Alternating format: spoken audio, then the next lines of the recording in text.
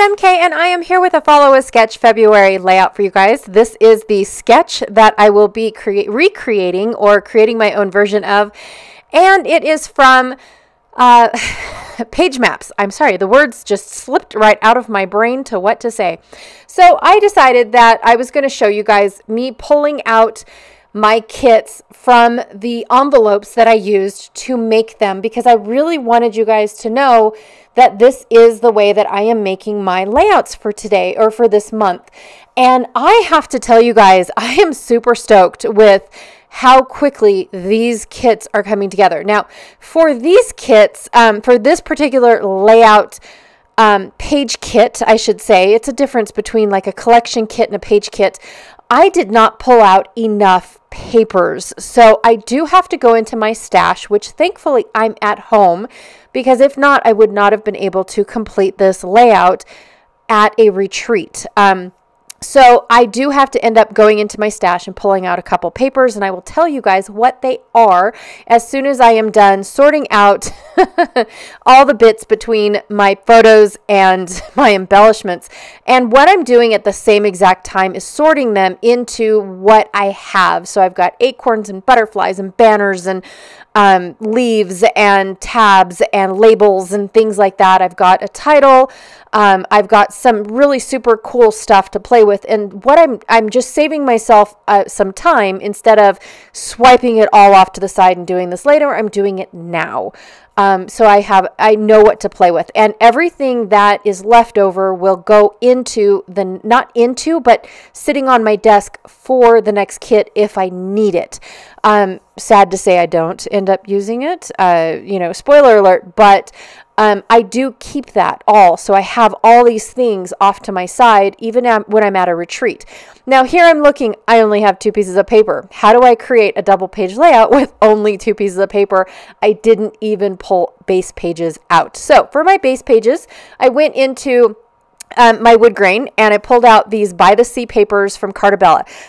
Fun fact, I actually ordered a 25 pack of these from scrapbook.com. Yes, I did, because I loved them way too much. I'm sorry. They're beautiful papers and they go with everything.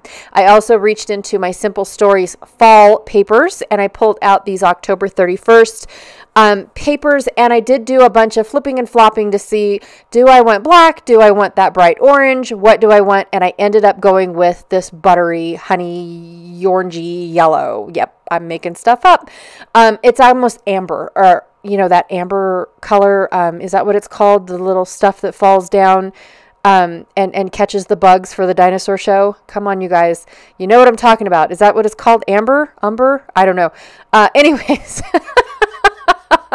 You guys know what I'm talking about. So this layout at first, it comes together so beautifully, just adding into those 4 papers.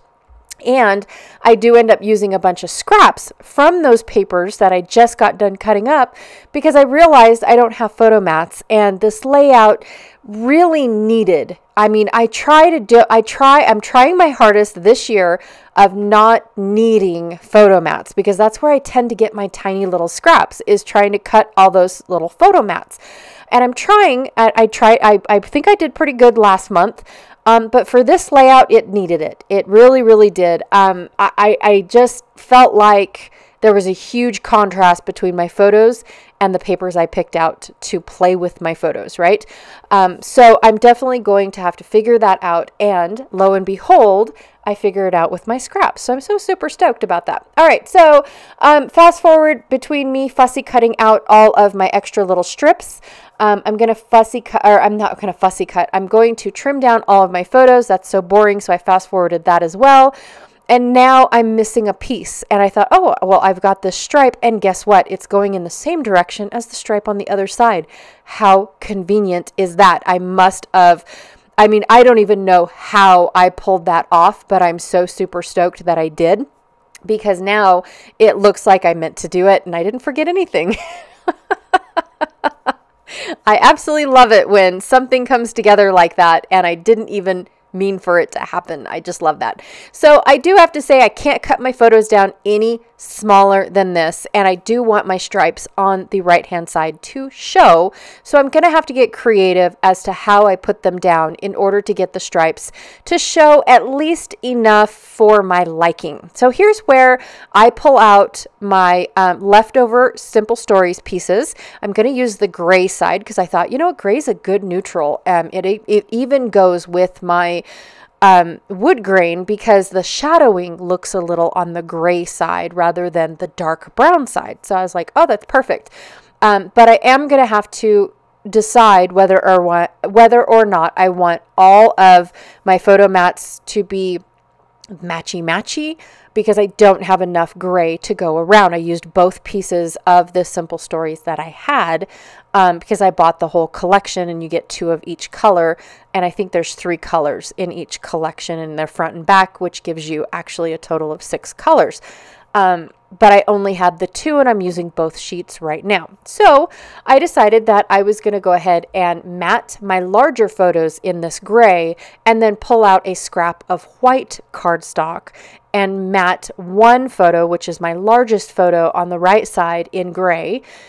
So that way I bring the gray over into the right and then mat my other 2 photos with this white cardstock, which is just scrap. Again, I keep all my scraps handy dandy in a little bin right next to me on the left from previous layouts that I have created throughout the month. Now, I still haven't put January's away. So January and February just became this big conglomeration of I have to get stuff done before I leave on my cruise type of thing. And so I am basically, you know, not really focusing on putting anything away. Plus, I really didn't have a lot of leftovers from my January collections because I was using my scraps. I usually don't have a lot of leftovers, and this time I didn't.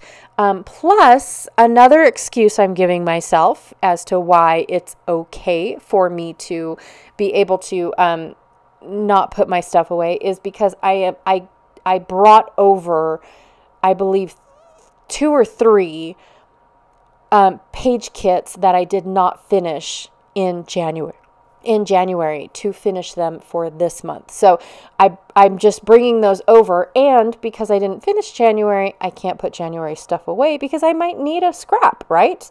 Who knows? And it came in handy because I needed this white cardstock scrap. So yay. So now that I've got everything laid out, now I don't have everything glued down just yet. I'm kind of laying down my big elements to see if my vision is what I want it to be. And so I'm just going to go ahead and lay things down. I don't have a huge journal spot. I don't have a lot to journal about this. Plus, I have 2 other layouts that I will be creating about this. I did one of my daughters sitting in a tree that kind of split apart, and so she could fit into it. I already did that layout when I originally for Kit Conspiracy, and I used this Ginger Snap collection. So she's already a part of, you know, like her layout is already a part of this photo collection. But I don't want to write the whole story on one layout and then I have a bunch of layouts that are just a bunch of photos and some cool embellishments, right? I like to spread the story out on all of the layouts. So this one, I don't want to have a huge story because I've got 2 other layouts to still make for you guys for this month. Yes, I do. Or do I just have 1 layout? I think I have 2. I think I have another double and another single. I can't remember now that I'm saying it out loud. I guess we'll find out together when we get that far. So yeah, I knew I wasn't going to have a whole lot. So basically, I'm going to make this journal spot area into more of an embellishment and a huge cluster for my title because my title is very, very small and I have to compensate somewhere. So I'm going to make my title look big by embellishing around it. So that's my excuse anyways. And these are just photos of Grandpa teaching the kids how to use the metal detector. And what's really cool is he's also got a wand. And so what he does is he takes this little it's like a spade that he has for gardening, and he digs a little hole so that way it's not a huge footprint. wherever he goes. And he sticks the little wand in there. And if the wand goes off, that tells him there's something metal in there, but it doesn't tell him what specific kind of metal. That's when he pulls out the metal detector. So the wand is a metal detector, but it's not fine-tuned like the actual disc metal detector, I don't know, huge thing. And then the big metal detector thing will actually tell him what type of metal and whether or not it's worth pulling out. Well, because it's the kids and they wanted to see what it was and learn about the metal detecting, Grandpa actually dug out all the metal, right? We found one coin. Now, I'm not sure if this is a quarter or a $50. I can't remember which one that was that we did end up finding. But it was good because then he could show the kids the difference between when it's worth something and when it's not. So a lot of the things that we found a fishing hook. We found, actually, the metal detector went off for a plastic spoon. That's a whole other layout that I'm going to be, I know that that's one of the layouts that I will be talking about. But we found a fishing hook. We found lots of bottle caps. I really enjoyed those. And then, because I'm a fanatic about bottle caps, you guys. I don't know why. It's so weird. We found what looks like, a pull tab from a can that you can open. I don't know if it was a can of tuna or a can of beans, just one of those cans that has a pull tab that you can open up easily without needing a can opener. We ended up finding, oh my gosh, we found all sorts of stuff. And what you can see in the farthest photo over is Kyrie making a list of all the things that we found. Now, I had that list and I lost that list because I really wanted to make that part of a layout of all the stuff that we found and write down the list. Now, I could probably enhance what she has, but we just got started, so she doesn't have the full list in this particular photo. I really just wanted to document at the fact that Kyrie thought it was really super fun to write down everything and document herself everything that we found. So it was a twofer.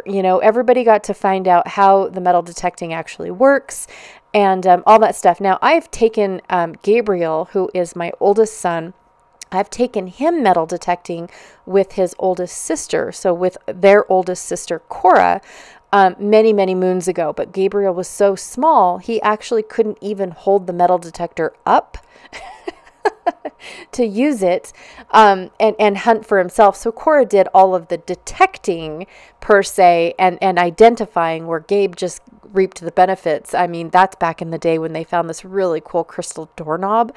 Oh my gosh, it was awesome, the stuff that they found. And that was back before we bought a house. We lived in a fifth wheel, and every day off that I had, we went out and did adventures like this because it's kind of boring hanging out in a fifth wheel, right? There's not really much room to grow, and you kind of get on top of each other a lot. And so my two oldest kids and I did a lot of exploring and doing things. And so back in the day, I bought a metal detector and thought that it would be fun to go and metal detecting ghost towns. Now, the thing about metal detecting in ghost towns is you can't keep what you find. You got to put it back. And so we would bring it to the surface and then we would bury it again because it's not fair. We're not supposed to touch anything or disrupt anything in a ghost town. So we would try to leave as little footprint as possible when it comes to doing this in a ghost town. So it was just super fun. And now that Gabriel's old enough to actually understand and be able to play on a metal detector again, it was fun. And it was fun for Grandpa to teach the kids. My other two boys are actually fishing around the bend. If you see the rocks in the same photo as where Kyrie is writing the notes, there's a huge, huge rock pile. And the boys actually climbed over the rock pile to get to the other side. So that way the beeping of the metal detector, which Grandpa had his headphones, so the boys didn't realize my metal detector doesn't come with headphones. So the beeping is quite obnoxious. But Grandpa's comes with headphones. And so only Grandpa can hear the beeping. But the boys didn't know that. So they wanted to keep the beeping away from the fish. And they went fishing on the other side. And sad to say they didn't catch anything. But they still got to get their lines wet and enjoy it, even though it was a very, very cold day. And Dad kept telling them that, not my dad, not Grandpa, but their dad, kept telling them that this is the best time because they don't expect people to be out fishing in windy weather, and the water's so choppy that they'll be out biting more because they can't tell the difference between the choppy water and the bugs landing. I think that was a phony baloney excuse for him to kick the boys outside and go fishing. But don't tell the boys that. All right, so I divided and conquered like I always do with my embellishments. I basically just pick spots. I've stopped looking at the sketch by now because I have to make the sketch work with my embellishments, right? And so basically what I've done is I have chosen which pieces I want to go where. I made the decision, okay, I want an embellishment here, I want an embellishment here, and I want one over here, and I've got them scattered all over the place. I've got, what, 5 spots of embellishments. Woo, go me. But if you look at it, I've got one huge embellishment to make my title look bigger, and then the embellishment on the right actually almost, if you use your imagination, looks like an L shape, and it goes behind the photos and then resurfaces again out from underneath the photos. So I could technically say I only have 3 clusters, but I don't. I have 5. And I just really, it doesn't bother me. I'm okay with that because I really wanted to use all of these super fun elements. I love all these floral bits, you guys. They are so gorgeous, so bright and vibrant. I mean, I just love these, you guys. And so I really wanted to show them off on my layout. And I just basically, like I said, but I interrupted myself because that's what I do. I divided and conquered, knowing that I want embellishments here, I want them over here, I want them over here. And then I took and basically saw what I had for embellishments. I've got yellow flowers, so I want a yellow flower in each of my clusters. Okay, split them all up. I want a leaf in all of my clusters. Okay, split them all up. I want something red in all of my clusters. Okay, split them all up. And then when I got down to the nitty gritty, it was, what do I want where? You know, do I want the tickets? Okay, I want the tickets over here as my subtitle. It's an adventure. And then my last thing that I did was I added my butterflies. And of course, these owls, you guys, look at those owls. I just really want to contact Pretty Little Studio and say, can I have all the owls? Like, can you just create a whole collection around these owls? They're adorable. Bless me. I'm so sorry. So anyways, I just absolutely love how this turned out. And the color in the butterfly being that gray charcoal black look just helped emphasize the fact that I purposely brought in gray. I love that, you guys. I really do. I absolutely. If you guys haven't checked out Pretty Little Studio, I suggest that you guys do, because it is the cutest little shop in the world. It really is. They do all their printing in-house, and it is fabulous, and it's good quality cardstock, you guys. It's not cheap or anything, or flimsy, I should say. Cheap is definitely not an option anymore. But it's not flimsy, and it's just beautiful. Beautiful artwork goes into all of their collections. I mean, just look at that owl. Oh my god. And the chipmunks. Oh my gosh. I've got Chip and Dale on my layout as well. Anyways, thank you so much for hanging out with me today. I really, truly appreciate it. I had a blast creating this page maps sketch. I really, really did. So if you don't mind, check out the playlist down below to see who all is following along with Follow a Sketch February.